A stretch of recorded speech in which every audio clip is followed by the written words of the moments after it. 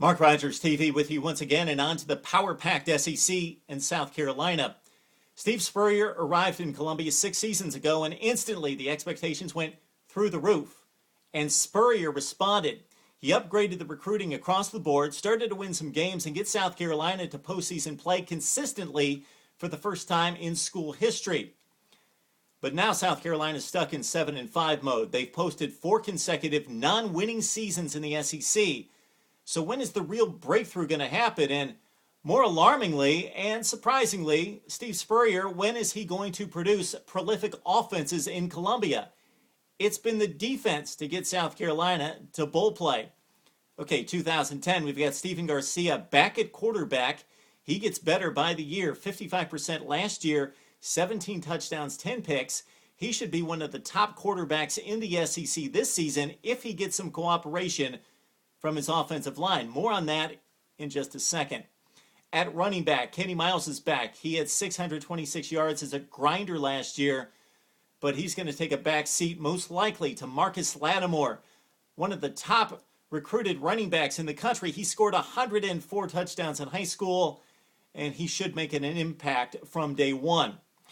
At wide receiver, South Carolina finally has the type players Spurrier had at Gainesville, Florida.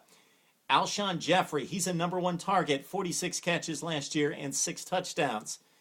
Then you've got Torrey Gurley, 230-pound wide receiver who runs like a wide receiver, so he creates all kinds of mismatches in the secondary. He had 31 receptions in 2009. And then D.L. Moore, he's the most talented of the bunch, despite only catching 7 last year. He could be a breakthrough player in the SEC. Now on to the sore spot, the offensive line. Last in the SEC in rushing last year. He's given up 107 sacks in the last 3 seasons. That's worst in the league. And 4 starters returned. So I don't know if that's a good thing. But what the Gamecocks are going to do is mix and match and move those guys around up front and put them in different spots, trying to find some continuity and some chemistry. T.L. Johnson is the best player up front for South Carolina. Now on to a defense that's been very staunch, sometimes spectacular. 4 impact starters are gone, including Eric Norwood, but this could be South Carolina's most talented defense. Led by Cliff Matthews up front, the defensive end had 7 sacks and 10 tackles for loss. The linebackers are solid, despite the loss of Norwood. But it's the secondary that's really strong for South Carolina. Look out, Alabama and Florida, possibly the best in the SEC, with Devontae Holman and Chris Culliver leading the way. And when South Carolina can't push it into the end zone, Spencer Lanning usually is good for 3, 17 of 20 on field goals.